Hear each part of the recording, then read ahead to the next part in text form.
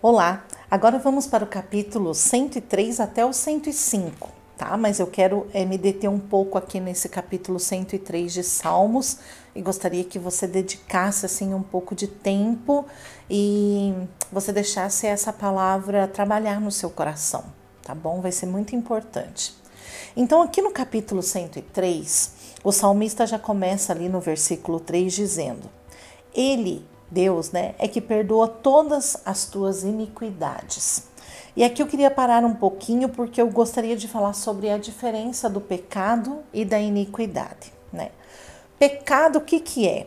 Pecado é quando a gente não faz a vontade de Deus, quando a gente erra, quando a gente não deveria ter feito algo e fez, e todos nós pecamos, Mas nós amamos as leis de Deus, nós amamos os mandamentos de Deus, mas de alguma forma, ou por desejo, ou por desobediência, não fazemos a vontade dele. Mas o que acontece conosco? Nós nos arrependemos e voltamos, tá bom? Então os pecadores, eles se arrependem e voltam. Agora o iníquo, o que pratica a iniquidade, é como se ele tivesse assim um pecado de estimação, entende? É quando se tem prazer no pecado, é quando se vive no pecado e tem desprezo pelas coisas de Deus. Alguns têm até aversão aos mandamentos de Deus, O iníquo, ele até pode dizer que ama a Deus, mas não é verdade, não é verdade. Ele é superficial com Deus e ele é muito profundo no seu eu. Olha que sério isso. E isso me faz lembrar de Tiago, Eu até separei aqui o texto e você pode abrir a Bíblia aí na sua casa, onde você estiver.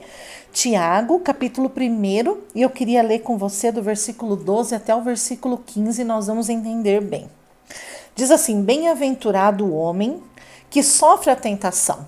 Então, feliz é o homem que sofre a tentação, porque quando for provado, receberá a coroa da vida, a qual o Senhor tem prometido aos que o amam.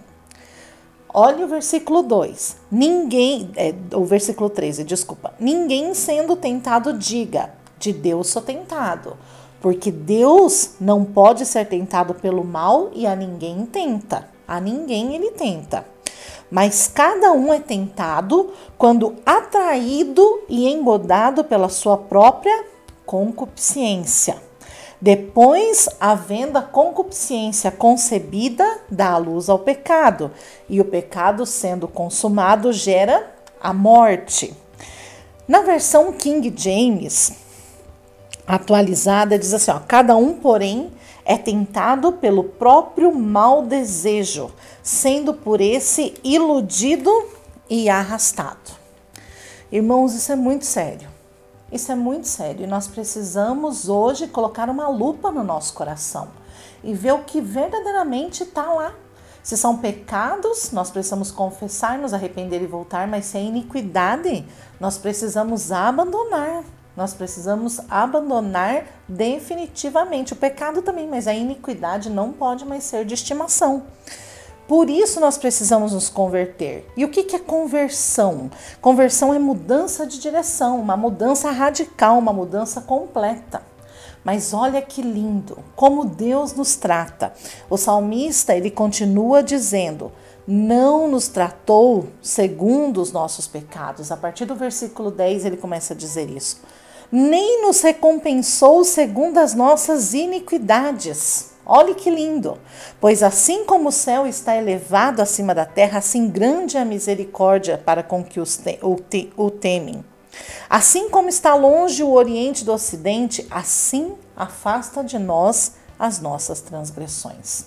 Assim como um pai se compadece de seus filhos, assim o Senhor se compadece daqueles que o temem. Então, de repente, você está pensando, pastora, como que eu deixo isso? Como que eu faço para me livrar disso? Primeiro, tema ao Senhor. Temer a Deus não é ter medo de Deus, é respeitá-lo, é reverenciá-lo, é levar a sério o seu compromisso. E depois ame Ele. Porque quando o nosso amor por Deus for profundo, toda a nossa natureza será transformada. Mas é só quando o nosso amor for verdadeiro. Enquanto o nosso eu for ainda mais profundo do que o nosso amor por Deus, nós não alcançaremos essa misericórdia que ele diz aqui. Nós não alcançaremos. Eu quero dizer para você que a parte mais difícil são os nossos pensamentos. Por quê? Porque a nossa ação ela é regida pelo que pensa. Eu quero falar com você que tem tido pensamentos muito destrutivos, pensamentos de pecado. Você pensa naquilo que é mal, abandone isso. Porque se você ainda não agiu, amanhã ou depois você vai agir. Porque tudo começa no teu pensamento. Tá bom? Guarde isso no seu coração. Salmo 104. O Salmo é uma poesia. E eu queria falar sobre coisas que o Senhor colocou no meu coração e poetizar um pouco nesse capítulo 104. Então aqui fala sobre a descrição de um rei grandioso, né? Que ele veste a luz como manto e ele tem um palácio no céu sobre as águas. Ele usa as nuvens como sua carruagem. Seus servos, os anjos, trabalham de modo rápido, invisível como o vento e tem poder assustador como as chamas de fogo. Esse rei é tão grandioso que para ele criar o céu é tão rápido quanto armar uma tenda. Apesar de a terra estar suspensa sobre o nada, permanece firme em seu lugar, como se descansasse sobre um alicerce inabalável.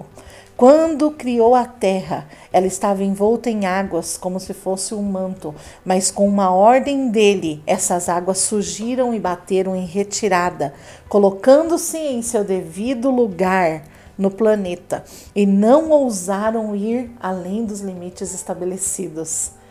Você não fica curioso quando vai para a praia e pensa, meu Deus, como o Senhor foi tão inteligente de dizer que essa água tinha que vir até aqui e voltar. Não é, irmãos? Olhe que coisa mais linda. Dia e noite, as coisas invisíveis da criação proclamam em alta voz aos habitantes da terra que há um Deus e Ele é poderoso, Ele é sábio e que todos prestarão contas. Resta saber se a humanidade está entendendo. Coisa linda, né? Será que as pessoas da minha volta estão entendendo? Será que eu tenho me feito entender quão grande é o meu Deus? Vamos pensar sobre isso. Capítulo 105 e último desse vídeo fala que este salmo ele não vai além da conquista de Canaã, né? Nem ao menos ele menciona a dinastia de Davi, o que significa que pode ter sido escrito depois do exílio na Babilônia. O salmista vê a mão de Deus nos acontecimentos de toda a história de Israel e era exatamente isso que o povo remanescente e fiel precisava. Em meio às lutas que eles estavam enfrentando, eles precisavam lembrar de que são o povo escolhido de Deus e que Deus faz tudo a seu tempo. Não é diferente de nós. Nós cremos em Deus, nós confiamos em Deus.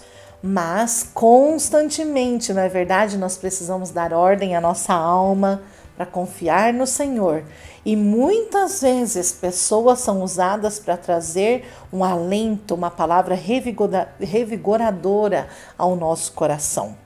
Na verdade, aqui eu queria dizer para você que a caminhada solitária é muito difícil.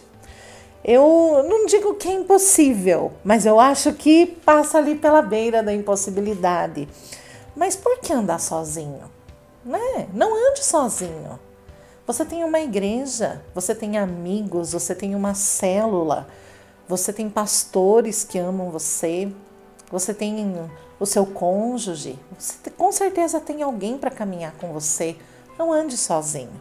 Coisa mais triste é a gente perguntar para alguém, tá tudo bem? E essa pessoa, então, há 30 dias atrás passei por um momento tão difícil. Mas por que passou sozinho? Né? Essa é a primeira coisa que vem à minha mente. Mas por que passou sozinho? Quero te dizer, não ande sozinho. Deus coloca pessoas perto de nós para nos ajudar, para nos lembrar que nós somos o povo escolhido de Deus.